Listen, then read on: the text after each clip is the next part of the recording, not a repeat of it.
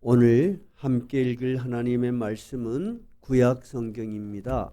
구약 성경 여호수아 17장입니다. 여호수아 17장.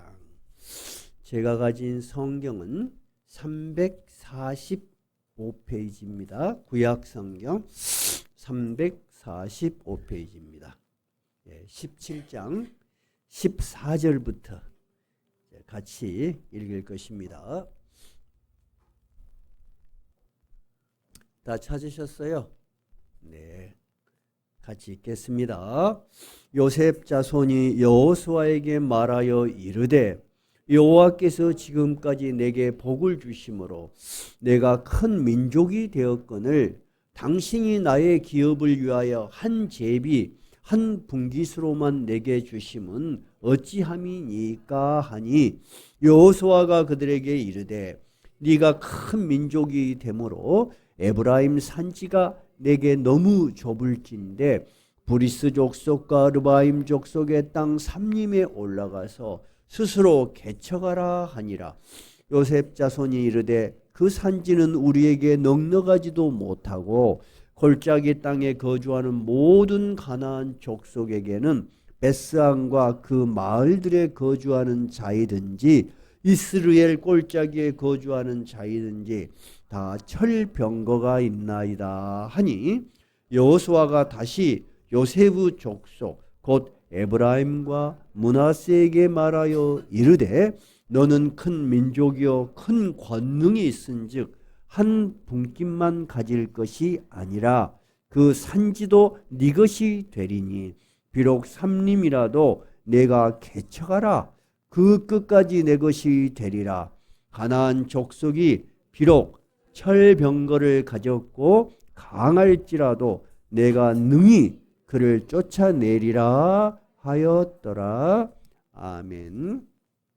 여기다가 책갈피를 우선 꽂아 놓으십시다. 오늘은 몇 군데 찾아볼 성경 구절이 있으니까 여기다 책갈피를 꽂아 놓도록 합시다.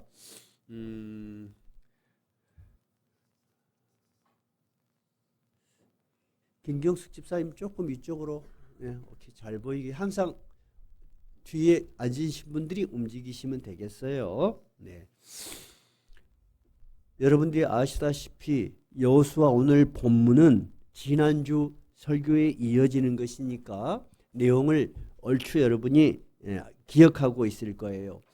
여호수아의 인도로 이스라엘 백성들이 요단강을 건너서 가나안 땅으로 들어왔지요. 가나안 땅으로 이제 들어왔습니다.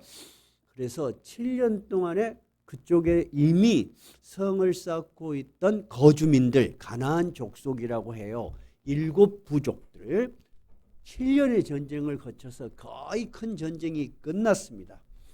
그래서 하나님께서 여호수아가 나이가 많으신 것을 보시고 또 하나님의 깊은 생각이 있으셔서 여호수아에게 아직 남아있는 적들이 군데군데 많이 남아있지만 여호수아야 이제 정복한 땅을 뭐해라?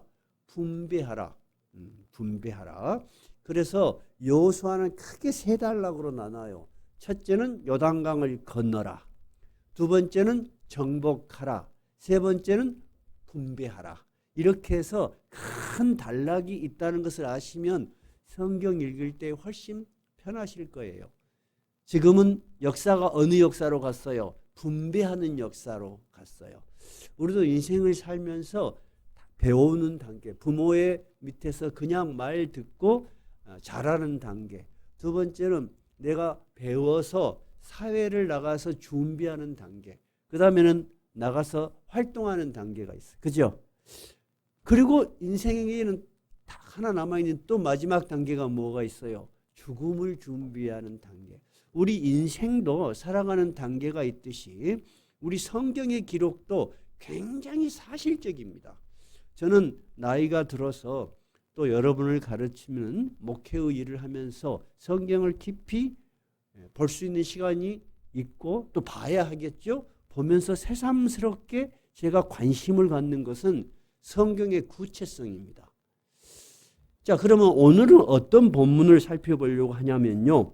이 땅을 나라라고 했는데 여러분 땅이 그 당시에는 생존의 기본이 되는 거예요. 요즘 우리나라도 주택 문제를 어떻게 해결해 보려고 굉장히 애를 쓰잖아요. 근데 왜 그 주택 문제를 해결하는 것이 우리나라뿐만 아니라 전 세계적으로 어려울까요? 왜 그러죠? 땅이 제한되어 있기 때문에 그래요. 땅은 제한되어 있는데 거기에서 살고 싶어하는 사람이 많으면 값이 막 천정부지로 오르는 거예요. 근데 여러분, 지금 이스라엘 지파들이 땅을 어떻게 해서 분배할 것인가, 그 기준이 저는 굉장히 궁금했어요. 왜 그러냐면 제가 또 나라를 다스리는 행정, 정책 이런 거를 공부했는데 하나님께서는 어떻게 이스라엘 사람들에게 이 땅을 분배하게 했을까? 여러분, 땅을 분배하는 과정이 쉬울까요? 어려울까요? 왜 어려울까요?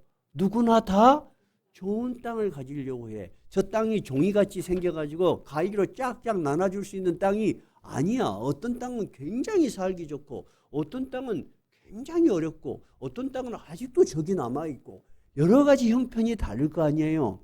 근데 민수기에서 가나안에 들어가기 전에 모세 시대에 하나님께서 아예 이 땅에 들어가면 어떻게 분별하는 규칙을 가르쳐 줬어. 그러니까 하나님은 분명하게 이들이 들어간다는 걸 전제를 한 거야. 근데 사람들은 설마 그 땅에 어떻게 들어가 그렇게 생각했는데 어느덧 그 시기가 온 거예요, 지금. 그러니까 제가 성경을 읽으면서 늘 느끼는 건 뭐냐면 정말로 우리들에게는 하루하루가 이 하루가 어떻게 지나가나 이 문제가 어떻게 해결될 것인가 늘 짐을 지고 사는데 언젠가 시간이 가. 그러죠? 그리고 언젠가 어떤 방식으로 문제가 해결이 돼. 그리고 그렇게 노력했던 우리는 많은 걸 놔두고 언젠가는 우리 하나님 나라로 가. 거꾸로 보면 인생은 굉장히 쉬운데 앞이 안 보이니까 굉장히 힘든 거예요. 그죠? 나는 그것이 인생 같아요. 근데 하나님은 인생이 아니셔. 그러니까 이미 민수기에서 모세가 살아있을 때 모세는 가나안 땅에 들어가지도 않았는데 들어가는 방법을 가르쳐줘. 그래서 제가 민수기에 있는 것과 여호수아를 일일이 대조를 다 했어요. 근데 명확하게 이것을 설명해 주는 분이 거의 없어. 지금까지 제가 어렸을 때 설명 들은 것은 뭐였냐면은 목사님들이 아주 쉽게 하나님께서 그 땅을 제비 뽑아라고 그랬습니다. 그래서 그들이 다 제비를 뽑았습니다. 그래서 하나님께서 제비 뽑은 대로 이스라엘 백성이 모두 순종했습니다. 여러분도 교회에서 이루어진 모든 일에 순종해야 됩니다. 그랬어요. 근데 오늘 읽어보니까 요셉 집사가 불만을 해요, 안 해요? 너무 설교를 피상적으로 한 거야. 우리가 살아가는 삶의 현장은 정말로 그렇게 피상적이지 않아. 한 평이라도 더 차지하고 한 평이라도 편히 살라고 다 하는 거야. 그래서 나는 성경의 사실성 그 자체를 굉장히 신뢰를 해요. 종교적으로 하나님의 말씀이니까 믿어 하는 것도 굉장히 중요하지만은 성경을 보면은 이렇게 철저하고 이렇게 현실적으로 기록된 책이 없어. 나는 성경이 참 좋아요. 그래서 민수기에서는 어떻게 이야기를 했냐면 지파별로, 지파별이니까 12지파겠죠. 근데 어떤 지파는 빠져요? 레위 지파는 빠져. 그 이야기는 다음번에 할 거예요. 그리고 요셉 지파는 한 지파인데 요셉의 공이 너무 컸잖아요. 그래서 야곱이 죽을 때에 요셉의 두 아들을 축복을 하면서 이 내 손자를 내 자식처럼 생각해서 지파로 인정하겠다. 그러니까 레위 지파가 빠졌지만은 요셉의 두 아들 에브라임과 오늘 읽은 므낫세 이것이 지파로 들어와서 그래도 땅은 12개로 또 똑같이 나눠져요. 그러니까 지파별로 나눠라. 두 번째는 뭐라고 되어 있냐면 백성의 수에 따라서 백성이 많은 지파는 땅을 많이 주고 백성이 적은 데는 적게 주라. 여러분 그 말이 맞아요, 안 맞아요? 맞지요?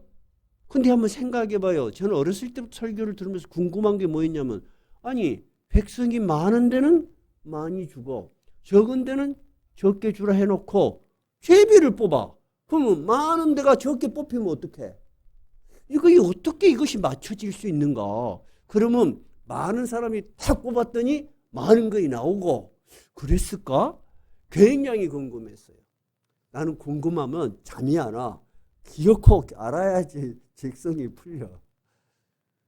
근데 성경을 아무리 살펴봐도 그렇게 명확하게 돼 있지 않아. 원칙만 정해졌어. 지파별로. 그 다음에 많은 인구수는 많은 대로, 적으면 적은 대로. 그것만 생각하면 굉장히 정확하고 평등하게 돼 있어. 근데 오늘 요셉을 보니까 어때? 요셉 지파를 불만을 하잖아요. 그러니까 실제로 살아가는 문제에 있어서 그렇게 쉽지 않았다는 것을 우리가 알 수가 있어요. 자, 그러면 어떻게 그러면 하나님께서 하여튼 이 가나안 백성에게 땅을 분배를 했는가? 좀 더 우리는 디테일하게 살펴볼 거예요. 여러분도 좀 관심이 가요? 저만 이렇게 관심이 있는 거예요? 잘 모르겠어요. 자, 그러면은 한번 살펴봐요. 랍비들을 구약 성경을 연구하는 랍비들의 전승에 의하면 랍비들은 이랬다고 자기들이 말을 해. 항아리가 두 개가 있었대요. 항아리가. 한쪽 항아리는 제비를 뽑는 순서를 뽑는 항아리야. 어느 지파가 먼저 뽑을 그거 불만할 수 있잖아. 그러니까 한쪽 항아리에는 지파를 어느 지파가 제비를 뽑을 거냐는 순서를 정하는 그 추천권이 들어 있었어. 또 항아리 항아리에는 땅이 나눠져 있었어. 그래서 그 땅을 뽑는 거야. 이것이 랍비들이 말하는 건데 제가 성경을 더 깊이 보니까 그것도 꼭 맞는다고 볼 수가 없어요. 그리고 조금 전에 말씀하시지만은 대부분의 목회자들이 설교를 할 때는 우리들에게 그냥 이 말씀 그대로 하나님 앞에서 제비를 뽑아서 다 나눠가졌습니다 하고 구체적으로 설명을 잘 하기가 어려워요. 그래서 면밀히 한번 살펴봐야 돼요. 어떻게 했나 봐봐요. 15장 1절로 한번 가봐요. 여기 책갈피 꽂아져 있죠. 15장 1절. 15장 1절 한번 읽어봐요. 또 유다 자손의 지파가 그들의 가족대로 제비 뽑은 땅에 남쪽으로는 에돔 경계에 이르고 또 남쪽 끝은 신광야까지라. 15장 1절에서부터 12절까지는 제일 먼저 누가 땅을 뽑았다는 거야? 유다 지파가 뽑았어. 뽑아가지고 그 지파 내에 다 4천, 8천, 6천 다 있겠죠. 그러니까 또 그 속에 가문별로 땅을 나눴는데 그 땅의 동서남북 지명을 전부 적어놓은 거야. 오른쪽에는 산이 있고 그 산 밑에 돌아서서 어디는 바닥 가지고 하여튼 경계를 정확하게 다 해놓은 거예요. 그것이 12절까지예요. 이해가 됐죠? 또 넘어가요. 그리고 16절은 또 다른 지파가 제비를 뽑은 게 나와 있어요. 16절 읽어봐요. 요셉 자손이 제비 16장이에요. 16장 1절. 16장 이제 시작.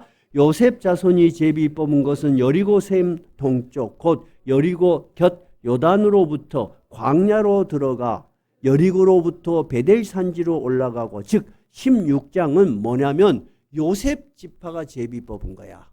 근데 아까 제가 말씀드렸죠. 요셉 지파는 하나인데 야곱의 그러니까 자기들 조상이 인정한 것은 두 몫을 인정하기로 해서 두 몫의 땅이 나와 있어. 그 밑에 큰 글씨가 뭐가 있어요?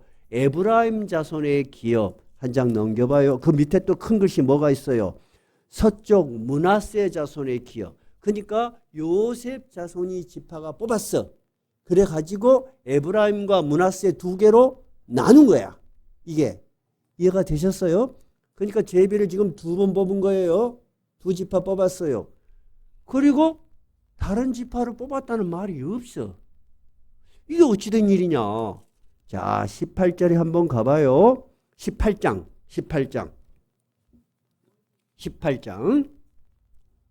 한번 읽어봐요. 이스라엘 자손의 온 회중이 실로에 모여서 거기에 회막을 세웠으며 그 땅은 그들 앞에서 돌아와 정복되었더라. 그러나 이스라엘 자손 중에 그 기업의 분배를 받지 못한 자가 아직도 7지파가 남아 있었다는 거야.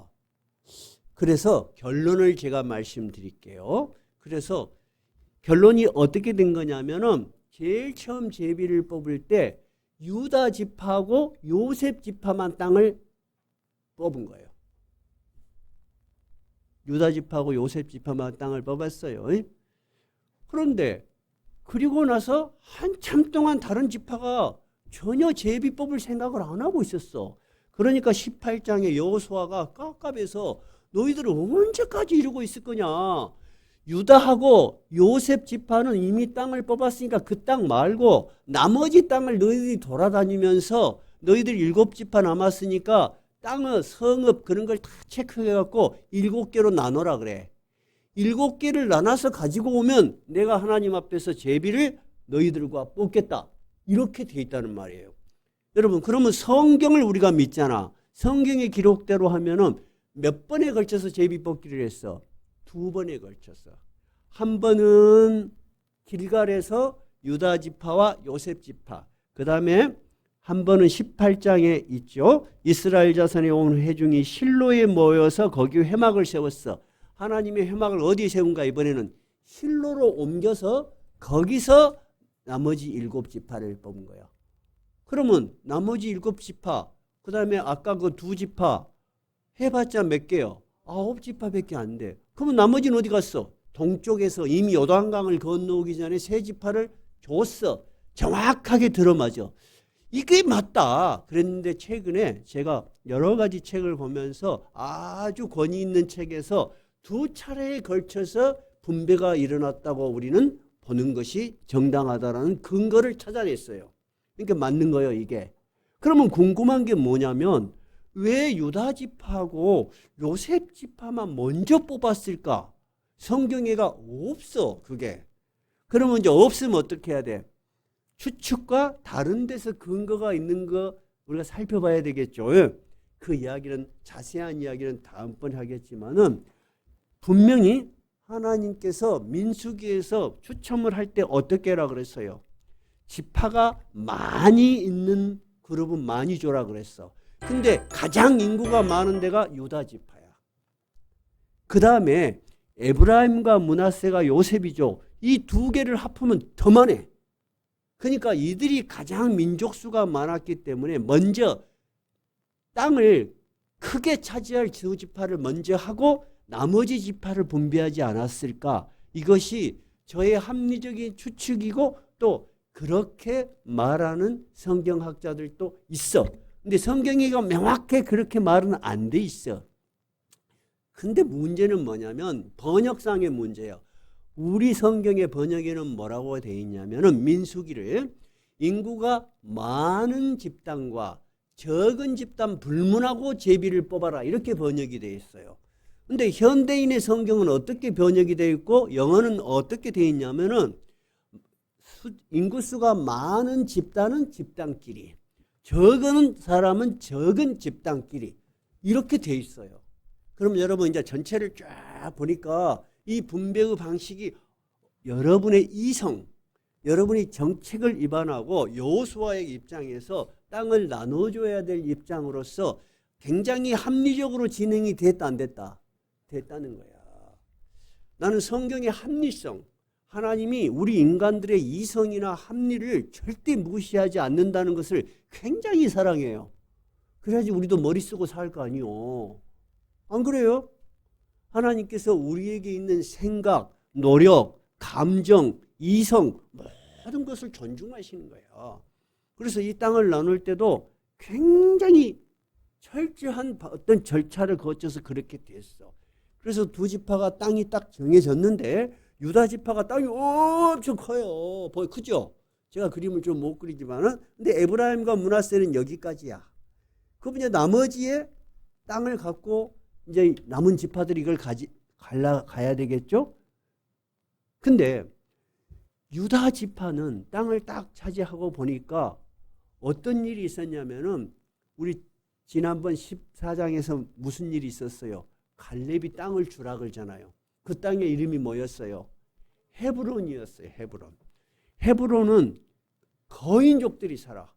이놈들을 물리치기에는 너무 사람들이 두려워해. 옛날에도 저 거인족이 무서워서 가나안에 안 들어오려고 그랬잖아요. 그런데 안악이 그 산지를 저를 주십시오. 제가 가서 능히 그들을 물리치겠습니다. 그때 나이가 몇 살이라 그랬어요? 85세예요. 그 이야기가 유다 지파에 나오는 거야. 한번 봐봐요. 15장이었죠. 15장 13절. 그 갈렙이 진짜로 어떻게 그 땅을 차지했는가 한번 읽어봐요. 15장 13절. 여호와께서 여호수아에게 명령하신 대로 여호수아가 기랏 아르바 곧 헤브론을 유다 자손 중에서 분깃으로 여분네의 아들 갈렙에게 주었으니 아르바는 안악의 아버지였더라. 갈렙이 거기서 안악의 소생 즉 거인족의 조상 안악의 그 세 아들 아주 큰 놈들 이름이 나와 있어요. 누구예요? 세세와 아이만과 달메를 쫓아내었다. 갈렙은 드디어 그 헤브론이 자기에게 갈렙은 어느 지파예요? 유다 지파야. 그 유다 지파가 땅이 주어지고 자기에게 그 땅이 주어졌을 때 약속한 대로 자기가 마음 먹은 대로 결심한 대로 그들을 정복했다 이거예요. 이해가 됐죠? 근데 그걸 정복하고 나니까 그들의 본산지 드빌이라는 곳이 있어요. 드빌까지 자기가 정복하기에는 조금 한계가 있었던가 봐요. 그래서 고민을 많이 했는 것 같아요. 생각을 했어요. 그래서 자기에게 딸이 있었어. 딸의 이름이 악사예요. 악사. 여러분 유다 청년들 내 말을 잘 들으시오. 저 드빌이라는 곳을 우리가 정복을 하면 이제 거의 정복이 끝나는데 저 드빌을 정복하는데 제일 앞장서서 저 앞에 정복기를 꽂은 청년에게 내가 내 딸 악사를 주겠소. 이렇게 된 거예요. 그러니까 청년들이 대거품을 몰고 달아들었는지 열심히 했어. 세상에 아름다운 여인을 얻는 것만큼 귀한 일이 어디 있겠어. 그리고 평상시 이 악사를 잘 아는 다 같은 부족이니까. 그래서 누가 그 드빌을 점령하게 됐어요. 자, 17절 읽어봐요. 17절 시작. 갈레브 아우 그나스의 아들인 온니엘이 그것을 점령함으로 갈렙이 자기 딸 악사를 그에게 아내로 주었다. 자, 그래서 혼사 문제가 쉬운 문제가 아닌데 이렇게 해서 딸을 시집 보냈는데 이 온니엘이 바로 첫 번째 사사예요. 잘 보낸 것 같아요? 아닌 것 같아요? 잘 보냈네. 근데 어떻게 결정했어요? 하나님께서 이 땅을 점령하도록 우리에게 약속하셨으니까 반드시 점령할 것이다. 그러면 내가 나의 가장 소중한 딸 누구? 악사. 저는 딸이 없습니다. 근데 딸 가진 우리 아이들도 있고 친구들도 우리 젊었을 때 보면 딸을 보면 환장하고 그리 좋아하더만. 옛날에 아들 낳을 때는 그리 안 했어. 아들 낳을 때는 저녁에 같이 술 먹고 놀고 그런 놈들도 일찍 들어가고 왜 들어가냐 하면 애기 봐야지. 그래. 그러면 새끼 뭔 애기를 봐. 옛날에 안 그랬잖아. 그러면 딸이 없는 놈들은 모른다. 그리고 들어가더라니까. 진짜로 우리 딸이 좋은가 봐. 근데 악사는 여러분 어때요? 갈렙에게는 귀한 딸이죠. 근데 이 갈렙은 자기가 정말 이 드빌을 점령하는데 자기 가장 아끼는 딸을 내건 거야. 그리고 내가 제일 귀한 것을 내가 내놓을 테니까 너희들도 한번 드빌에 도전을 해봐라. 그래서 온니엘이 도전을 했어. 그래서 그 드빌을 점령을 했어. 그래서 그 큰 전쟁이 끝났어요. 이제 그 다음 얘기는 어떤 이야기냐면 자 그래서 이제 주기로 했으니까 줬어. 그래서 악사하고 그 온니엘이 이제 자기에게 주어진 땅으로 가려고 해. 아버지에게 땅을 주라고 하자. 이제 딸이 이야기를 해. 딸이 온니엘한테 여보가 되겠죠. 아버지가 아버지한테 땅을 주라고 합시다. 나만 주면 뭔 소용이 있겠어. 먹고 살 거 있어야 될 거 아니요. 하고 땅을 주라 그래. 누가? 딸이. 그러니까 딸이 믿으면 안 돼. 딸이 주라 그래. 그래갖고 딸이 줬어. 근데 딸이 생각해 보니까 땅이 있으면 또 뭐가 있어야 돼? 물. 그래서 우리 김정 집사님도 땅 우물 팠다잖아. 큰 거. 우물이 있어야 되니까 말에서 가다가 내려갖고 아버지한테 아버지 부탁이 있어요. 이게 뭐냐 그러니까 아버지가 저희들에게 그 광야 아주 거칠은 지역에 땅을 주셨는데 샘을 주세요. 그래갖고 샘이 굉장히 중요해요. 거기에는 비싼 것이에요. 귀하고. 그래갖고 아버지가 윗물샘 아랫물샘 다 줘. 딸이 무섭죠. 그래도 아버지는 즐거워. 그 맛에 시집도 보내고 그래. 어찌됐든 그 이야기가 여기에 있어. 그러면 우리가 지난번에도 갈렙을 봤지만은 갈렙은 땅이 주어졌지만은 그 주어진 땅에 만족하지 않고 약속한 대로 최선을 다해서 하나님께서 우리에게 허락하신 그 땅을 위해서 노력을 했죠. 본인도 노력을 했고 또 자기의 소중한 것을 내놓고 여러분 내가 이런 걸 내놓을 테니까 여러분 협조해 주십시오. 이렇게 한 거잖아요. 여러분 갈렙의 믿음이 확실히 이해가 되죠. 근데 오늘 요셉 지파로 가봐요. 요셉 지파는 가니까 자 17장으로 가봐요. 요셉 지파는 가보니까 요셉이 지파들이 여호수아에게 왔어요. 자 여호수아에 와가지고 14절이에요. 14절 오늘 읽으신 거예요. 우리가 이렇게 큰 민족이 되었습니다. 큰 민족은 영어는 numerous 숫자가 많다는 거예요. 우리 두 지파가 합하니까 에브라임과 므낫세를 합하면은 숫자가 어마어마해요. 유다가 최고 많다 그랬죠. 유다가 약 7만이에요. 에브라임과 므낫세가 합하면 8만이 넘어요. 그럼 나머지는 2만, 3만, 4만, 5만 이래요. 그러니까 아까 우리가 말한 이 두 지파가 굉장히 숫자가 많다는 것은 확실히 인정이 된 거야. 근데 요셉 지파는 자기들이 이렇게 넓은 땅, 또는 먼저 땅을 분배받은 것에 대해서 감사하고 기뻐하는 것이 아니고 화가 나는 거야. 너무 땅이 적다는 거야. 그러면서 뭐라고 하냐면은 14절에 당신이 나의 기업을 위하여 한 제비 한 분깃으로만 내게 주시면 어찌입니까? 우리가 숫자가 이렇게 많은데 왜 한 몫만 주십니까? 그러니까 한 땅을 잡아가지고 두 개로 나눠준 것 같아요. 제가 봤을 때는. 그렇게 불만을 하는 거야. 여호수아가 뭐라고 해요? 15절 여호수아가 그들에게 이르되 한번 읽어봐요. 네가 큰 민족이 되므로 에브라임 산지가 네게 너무 좁다고 그렇게 생각하느냐? 그러면 브리스 족속과 르바임 족속 즉 가나안 사람들이 살고 있는 그런 아직도 살고 있는 땅이 있는가 봐요. 근데 큰 산이 높고 막 숲이 우거졌는가 봐요. 그 땅 삼림에 올라가서 숲이 우거진 산에 올라가서 스스로 개척하라. 왜 너희는 주어진 것만 갖고 생각하냐? 너희들이 개척하면은 너희들이 될 수 있는 것도 있지 않냐? 오늘 설교 제목이 뭐예요? 스스로 개척하라예요. 왜 주어진 것만 갖고 항상 생각의 폭이 거기에 머물러 있냐 이거예요. 너희들이 노력하고 애쓰고 그럴 경계가 있다는 거야. 스스로 개척하면 되지 않냐.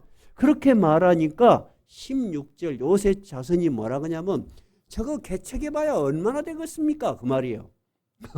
그리고 자 사람들이 살 때 산 꼭대기에 살아요. 밑에 계곡에 주로 살아요. 계곡에 살죠. 그 산 꼭대기 밑에 사는 사람들 가나안 사람들은 철병거가 있어요. 무기가 아주 좋은 무기가 있다 그 말이에요. 철병거는 그 철제로 된 무기를 가지고 있는 병거예요. 마차 같은 거예요. 그 당시에는 우리 지금으로 말하자면 탱크 같은 거예요. 우리가 그런 사람들을 어찌 또 상대를 해야 되겠습니까? 그러니까 하고 싶다 안 하고 싶다? 안 하고 싶다는 거야. 그러면 여러분 하나님께서 제비 뽑아라고 하니까 이스라엘 지파들이 모두 다 제비를 뽑아서 순종했습니다 하는 말은 좀 추상적이야. 나는 성경이 추상적인 이야기라고 생각하지 않아요. 성경은 진짜 우리가 살아가는 모습을 디테일하게 있는 그대로 기록한 아주 고전이야. 그리고 사실이야. 나는 그래서 성경을 진리의 말씀으로 봐. 요셉 지파도 여러분 불만하잖아요. 왜냐하면 유다 지파가 있는 곳은 이들이 노력해서 물론 아낙 자손을 물리치고 있지만은 굉장히 비옥한 곳이 많았어요. 거기가 예루살렘도 있고 아주 좋은 땅이 많아서 더 그랬던 것 같아요. 그러니까 여호수아가 뭐라고 이야기하죠? 17절 여호수아가 한번 읽어봐요. 여호수아가 다시 요셉의 족속 곧 에브라임과 므낫세에게 말하여 이르되 너는 큰 민족이요 큰 권능이 있다. 이 말은 너는 큰 민족이라는 것은 숫자도 많게 하나님이 축복해 주셨고 큰 권능이 있다. 능력도 있으면서 왜 한 분깃만 받았다고 불평하느냐. 너희들 말대로 그것이 적다고 생각이 되면은 18절 읽어봐요. 그 산지도 내 것이 되리니 비록 살림이라도 네가 개척해라. 그 끝까지 네 것이 되리라. 가나안 족속이 비록 철병거를 가졌고 강할지라도 내가 능히 그를 쫓아내리라 하였더라. 너희들 가나안에 어떻게 들어왔냐 이거야. 이미 전쟁이 끝났는데 저 남은 사람들을 보고 두려워한다는 것이 말이 되느냐. 여호수아로서는 매우 답답했을 것 같아요. 왜냐하면 여호수아는 이미 전쟁을 다 끝냈고 이제 하나님께서 분배를 해라고 했잖아요. 이제 여호수아 네가 나서서 전쟁을 진두지휘할 일이 아니다. 누가 이제 이 나머지 전쟁을 해야 된다. 각 지파가 자기 인생을 살아야 된다는 거예요. 여기까지가 오늘 본문의 말씀이에요. 지금 본문의 말씀은 잘 이해되셨어요? 예, 저는 여러분에게 틀리지 않게 적어도 근거를 가지고 말하려고 진짜 몇 달을 살펴봤어요. 이 어떻게 땅이 분배되었을까? 그리고 군데 말씀드린 것처럼 이스라엘 지파들이 하나님의 제비를 뽑고 모두가 순종했다. 이렇게만 돼 있어요. 대부분이. 근데 그런 거 아니잖아요. 지금. 그런 게 아니야. 나름대로 불만이 있은 거야. 특히 오늘은 두 지파를 제가 본문을 배경으로 삼았어요. 두 지파 누구예요? 유다 지파와 요셉 지파예요. 이들이 제일로 인구가 많았고 다음번에 설명하겠지만 큰 축복을 받은 사람들이에요. 그 조상들 때문에. 그런데도 그의 후손들 특히 요셉 지파들은 굉장히 불만을 하고 있는 거예요. 자, 오늘 이 본문을 통해서 우리가 생각해 봐야 될 것은 이스라엘 지파들은 가나안 전쟁이 끝나면 적어도 전쟁이 끝나면 유토피아 즉 어떤 노력도 하지 않아도 되는 세상이 올 것이라고 생각했는지 모르겠어요. 근데 자기들에게 원래 땅이 있었던 사람들이에요? 아니잖아요. 그들은 어디 살던 사람들이에요? 애굽에 종살이 하던 사람들이야. 종살이 하던 사람. 땅이 주어졌음에 감사하는 것이 아니고 오히려 불만을 하는 거야. 그리고 더 이상 노력을 안 하려고 하니까 한 걸음도 앞으로 못 나가는 거야. 그래서 여호수아가 이야기하는 거야. 너희들 인구가 많은데 땅이 적다고 생각하느냐? 참 어리석다. 인구가 많다는 것은 능력이 있다는 거잖아. 할 수 있다는 거냐. 그러니까 스스로 저 살림도 개척해라. 그러면 땅이 넓어질 것이고 철병거를 가지고 있다고 두려워할 게 뭐가 있냐. 그들을 내쫓으면 거기도 너희 땅이 될 거 아니냐. 왜 노력하지 않고 너희들이 나에게 불만을 하느냐. 그 말이죠. 지금 그 이야기예요. 하나님께서는 방금 말씀드린 것처럼 이 이스라엘 백성을 가나안까지 인도하겠다고 약속을 하셨죠. 그리고 약속을 지키셨죠. 그렇죠?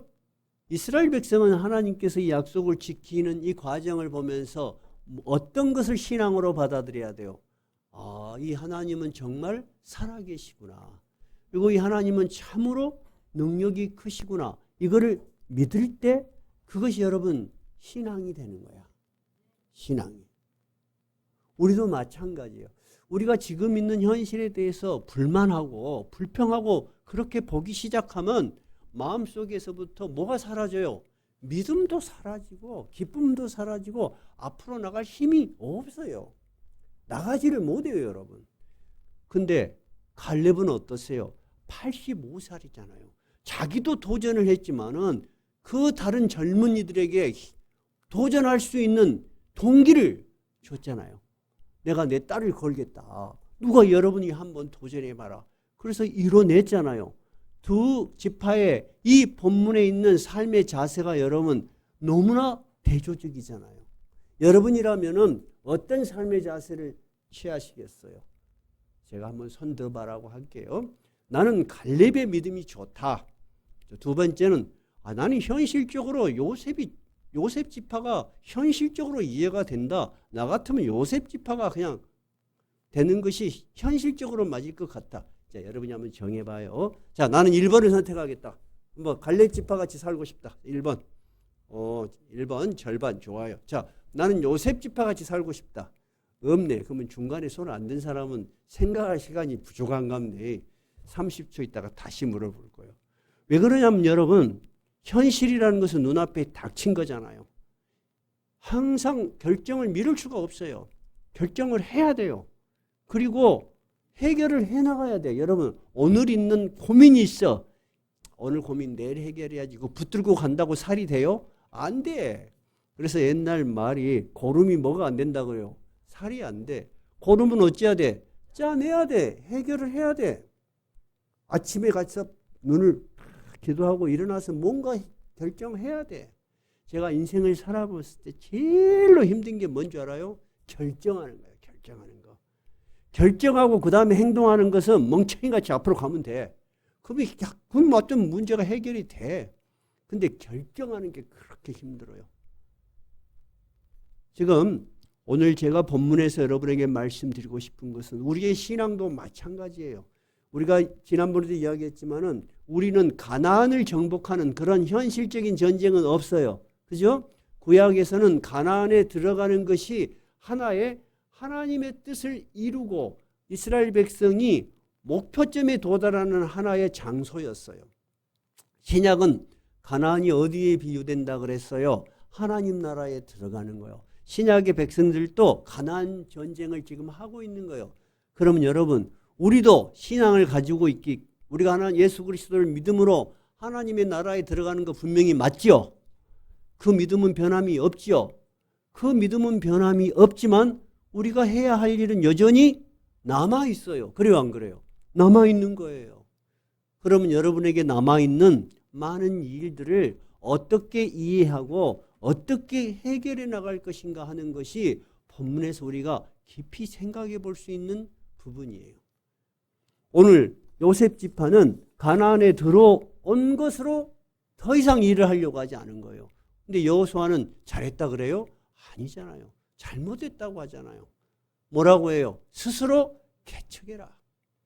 이제 너에게 남은 일은, 큰 일은 하나님께서 다 하셨으니까 너에게 남아있는 그 일이라도 너희가 스스로 노력해서 개척해 나가라. 그러면은 땅도 넓어질 것이고 그리고 너희들이 두려워하는 저들도 능히 물리칠 수 있을 것이다. 그렇게 이야기를 하는 거예요. 신약을 사는 우리에게도 여러분 모든 것에 우리가 결정하고 해결해야 될 일이 남아 있습니다. 여러분 신앙생활을 하는 이 교회는 신앙의 공동체라고 하죠. 신앙의 공동체 속에서 내가 할 일이 무엇인지 생각하고 무엇인지 찾아보고 그것을 위해서 조금만 앞으로 움직이시면 우리 교회는 큰 축복을 받을 거예요.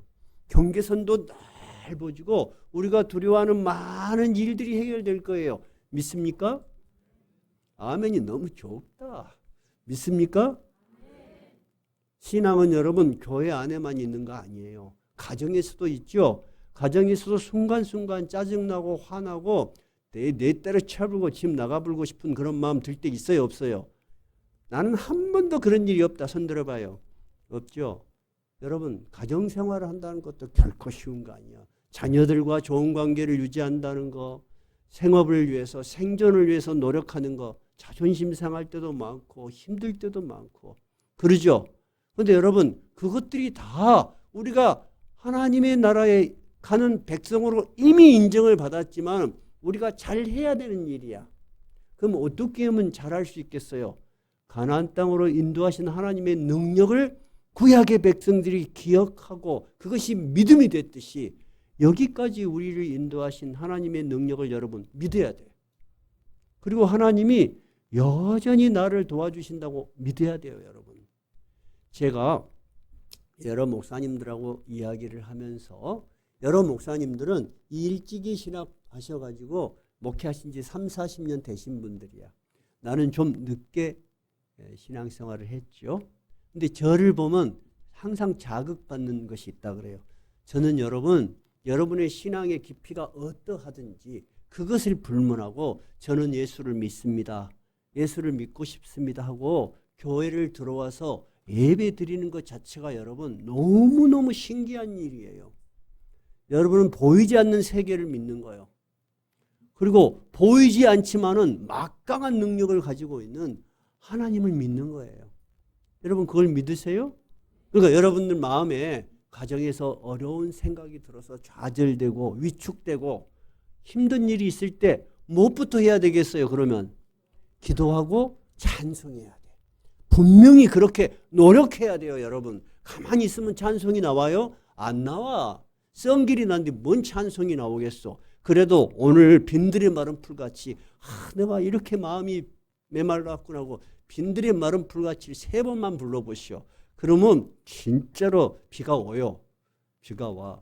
노력해야 돼요, 여러분. 신앙도 노력해야 되는 거예요. 또 여러분 사회에서 사회생활을 하실 때 쉬고 싶고 놀고 싶고 안 하고 싶고 그러고 싶죠, 다들. 쉽지 않아요. 아이를 키우는 거 정말 쉽지 않아요. 어제도 오늘 집사람하고 저하고 이야기를 했는데 남자들은 직장을 가요. 그러니까 여자분들이 가정에서 아기만 키우니까 그 육아가 얼마나 어려운지 몰라. 근데 육아가 어려운 줄 남자들이 언제 할까? 언제 아냐면 나도 새로 알았어. 육아휴직을 1년 내갖고 여자는 직장을 가고 남자가 아기를 본답니다. 그 다음에 1년 뒤에는 그 아빠가 아기를 안 좋아한대. 너무 지쳐가지고 옛날에는 막 직장에서 오면 막 누구야 하던 아빠가 안 쳐다본대. 얼마나 힘들었는지. 모든 것이 힘드는 거예요, 여러분. 이해가 되셨어요? 우리의 삶이 여러분 가나안에 들어갔지만 아직 해야 될 일이 많은 이스라엘 백성들하고 똑같은 거야. 저는 힘 안 들어요? 저도 힘들어. 왜? 내가 말한 것이 틀림이 없어야 되니까. 적어도 내가 양심적으로 노력을 해야 되니까. 뭔가를 말하고 싶은데 누가 가르쳐줘요? 안 가르쳐주잖아. 그러죠? 누구에게나 여러분 자기가 해야 될 일이 있어요. 근데 그 해야 될 일을 우리는 믿음을 가진 하나님의 백성이에요. 예수 그리스도를 믿는 사람들이잖아요. 그러니까 그 힘의 원천이 어디서 나와야 되겠어요? 하나님을 믿는 믿음에서 나와야 되고, 두 번째는 그 하나님이 누구신지에 대한 바른 이해, 그리고 그분이 가지신 능력, 그리고 우리를 여기까지 인도하셔서 예수 믿게 하신 것이 누구시다? 하나님이시다는 분명한 믿음을 가져야 돼요. 저는 목회자가 됐는데 내가 제 노력으로 목회자가 됐으면 나 이렇게 말하지 않을 수도 있을 것 같아요. 진짜 저는 안 되려고 발버둥을 쳤어요. 그런 목사들도 드물 거예요. 대부분이 막 은혜가 충만해갖고 믿음이 막 사명감에 불타서 신학교 갔는데 저는 안 가려고 발버둥을 쳤다니까. 신학교에 가서도 6개월 동안에 새벽만 되면 가방을 싸갖고 집에 가려고 그랬다니까. 하나님이 은혜를 주시지 않으면 여러분 예수 믿을 수 없어요. 저같이 어린 시절부터 다녔지만은 달라요. 내가 그 하나님을 전적으로 믿고 나의 삶을 그분께 맡길 수 있다는 것은 전혀 다른 믿음이에요. 그래서 저는 항상 신앙은 무엇과 함께 가야 된다? 나의 삶과 함께 가야 한다. 여러분 삶 속에서 하나님이 살아있어야 돼. 오늘 여호수아는 요셉 잡손에게 뭐라고 이야기해요? 네가 너의 삶의 현실에 불만이 있거든. 어떻게 해라? 너가 스스로 일어나 삶임이라도 개척하라. 네가 전진하지 않고 어떻게 하나님을 믿는다고 할 수 있느냐.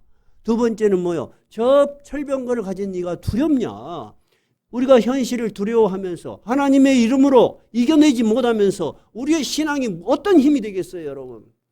나는 우리의 신앙이 여러분의 삶 속에서 힘이 되기 바라요.